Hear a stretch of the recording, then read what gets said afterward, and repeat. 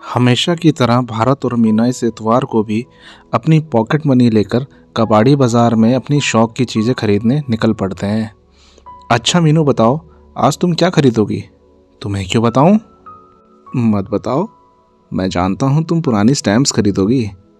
नहीं, आज मैं एक छड़ी खरीदूंगी ताकि उसी छड़ी से डैडी तुम्हारी पिटाई कर सकें।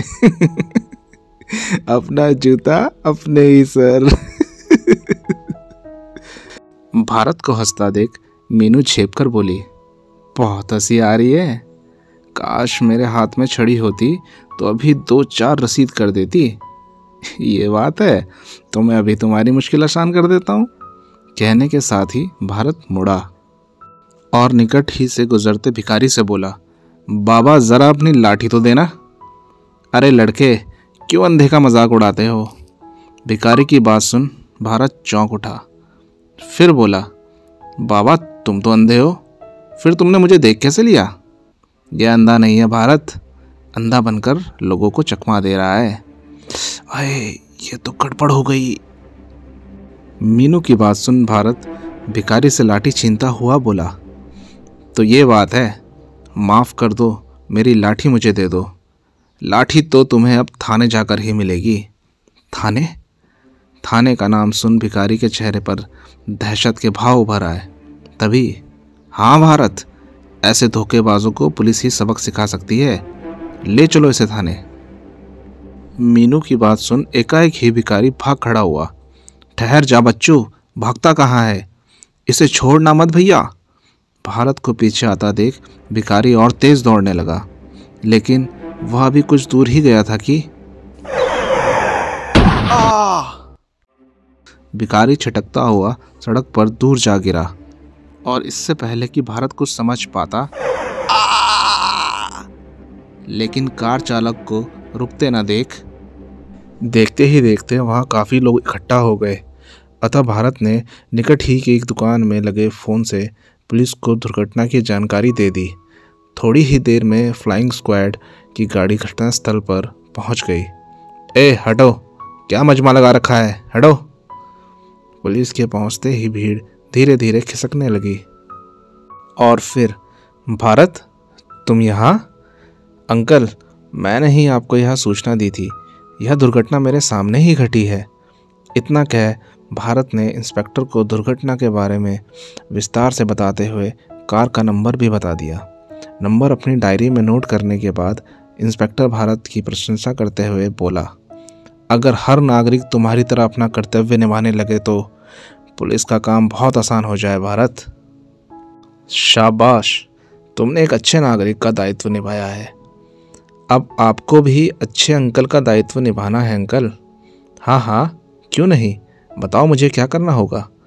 आप बस इतनी कृपा करिएगा कि डैडी को हमारे बारे में मत बताइएगा। वादा करिए आप डैडी को नहीं बताएंगे।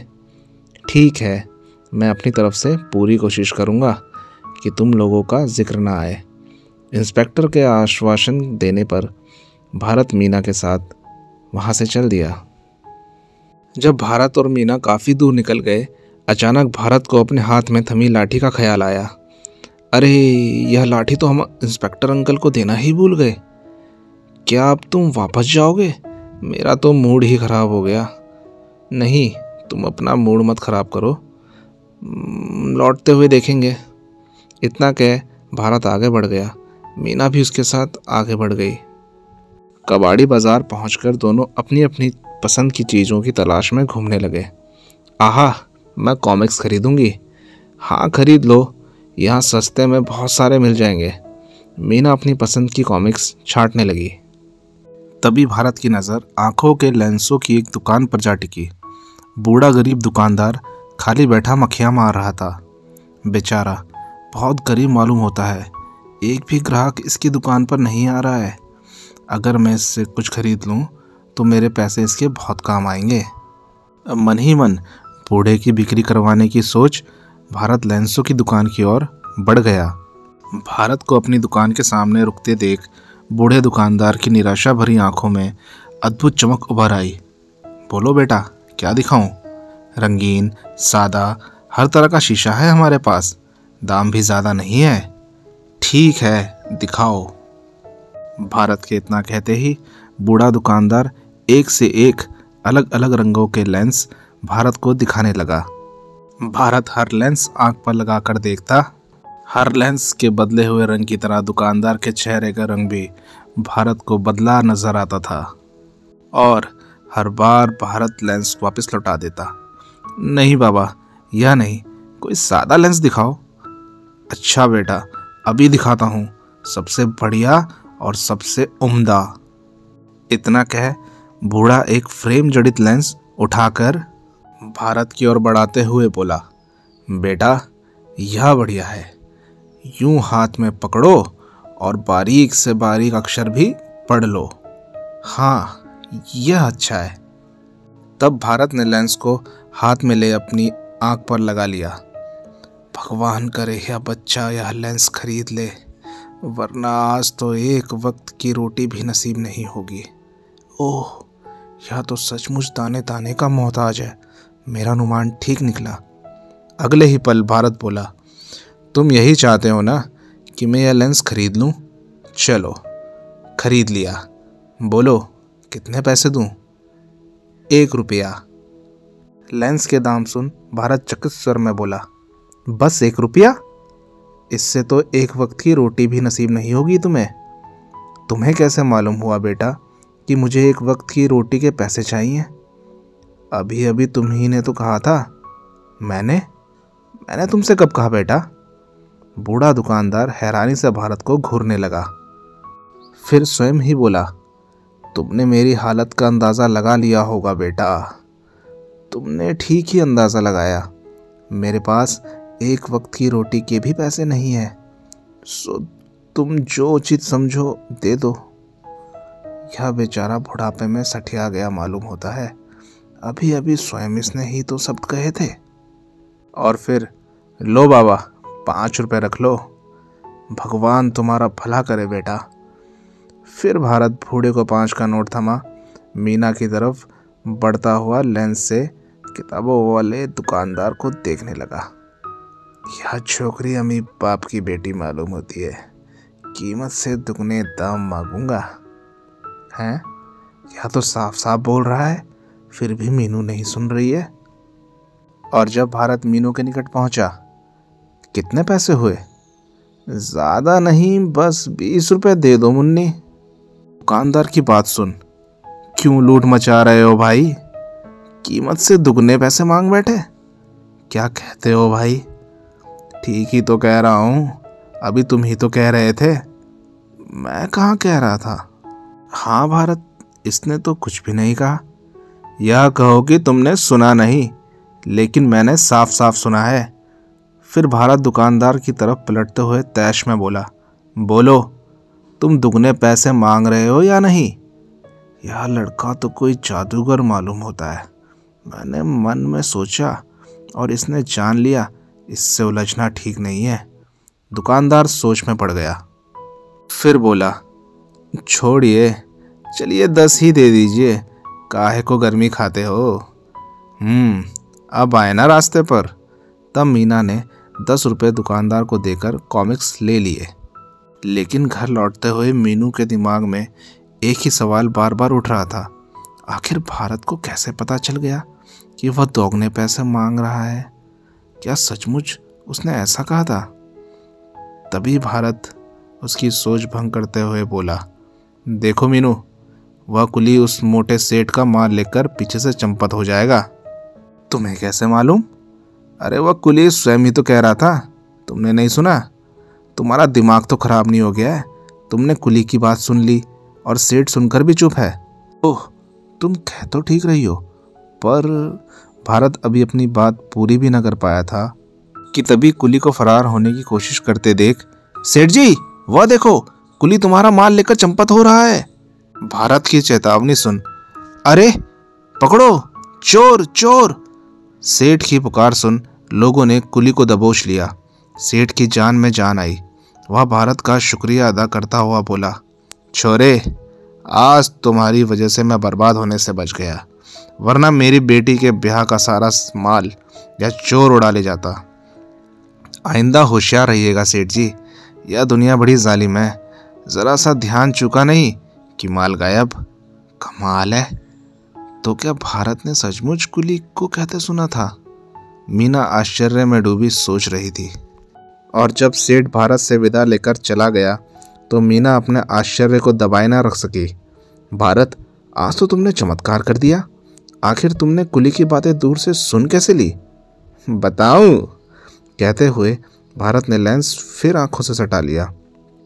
भारत पर कहीं कोई भूत तो सवार नहीं हो गया? क्या कहा? भूत?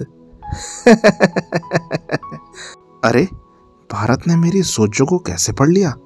ओह, तो तुम सोच रही थी, पर मुझे तुम्हारी आवाज सुनाई दे रही थी। लेकिन कैसे? अभी जवाब देने के लिए भारत ने मुंह खोला ही था कि तभी, ए लड़के, यह लाठी बेचोगे? आपको लाठी खरीदनी है तो बाजार में ढूंढिए, यह लाठी मैं बेच नहीं सकता। कमबख्त, अड़ियल मालूम होता है। ज़्यादा रुपयों का लालच दूं तो शायद मान जाए। भारत लेंस आंख से हटाता हुआ कुपित अंदाज में बोला। क्या बोले मिस्टर? कुछ भी तो नहीं। इस बार भारत सोचने के लिए मजबूर हो गया। मेरे सामने, मेरे मुंह पर यह आदमी ऐसी बात बोल भी कैसे सकता है? पर जब यह कुछ बोला ही नहीं तो मैंने जाना कैसे? भारत को सोच में डूबा देख वह आदमी बोला, क्या सोचने लगे भाई? मैं तुम्हें इस लाठी के 50 रुपये दूंगा। 50 रुपये? यह तो सचमुच लालच दे रहा है। अब परिचित की बात सुन भारत का मस्तिष्क सक्रिय हो उठा। फिर कुछ सोच, अब भी नहीं फिसला, शायद 100 कहने से मान जाए। भारत ने तुरंत आंखों से लेंस हटा लिया। तभी वह आदमी फिर बोला, ठीक है, 100 रुपये ले लो, अब तो मान जाओ। अरे, यह तो सचमुच 100 रुपये देने को कह रहा है। आखिर यह क्या चक्कर है? लेंस लगाते ही मुझे सामने वाले की अगली हरकत का पता कैसे लग जाता है? ज़रूर यह जादुई लेंस है। मैं इस लेंस के ज़रिए किसी के भी मन की बात जान सकता हूँ। पल, हुर्रे! अरे, यह भारत को क्या हो गया? लगता है 100 के नोट का जादू चल गया। अपनी सफलता पर मुस्कुराते हुए उस आदमी ने अपनी जेब में हाथ डाल 100 का नोट निकाला और भारत की तरफ बढ़ाता हुआ बोला, लो। यह क्या हरकत है भारत? मैं यह लाठी नहीं बेचूंगा मिस्टर। लेकिन क्यों? मेरी मर्जी। इतना कह भारत मीना के साथ आगे बढ़ गया। यह लड़का मेरी उम्मीद से भी ज़्यादा चालाक निकला। फिर खैर, जैसे भी हो, मैं इससे यह लाठी हासिल करके रहूँगा, वरना बॉस मुझे जिंदा नहीं छोड़ेगा। उधर मीना भारत से पूछ रही थी, यह क्या चक्कर है भारत? वह आदमी इस मामूली सी लाठी को पाने के लिए इतना व्याकुल क्यों था? यही तो मैं भी सोच रहा हूँ मीनू। आखिर उस भिखारी की लाठी में ऐसी क्या खासियत है कि वह 100 रुपये देने को तैयार हो गया? यह सोच वह आदमी बराबर दूरी बनाए हुए बड़ी सावधानी से भारत और मीना का पीछा करने लगा। इस लाठी का रहस्य मैं मालूम करके ही रहूँगा। और घर पहुंचकर भारत सचमुच उस लाठी का रहस्य जानने की कोशिश में जुट गया। इसमें कुछ भी तो खासियत नज़र नहीं आती, पर वह आदमी इसके 100 रुपये क्यों दे रहा था? मीना भारत को निहारती हुई बोर हो रही थी। अचानक मीना उठकर खुली खिड़की के पास जा खड़ी हुई। अरे, यह तो वही आदमी है।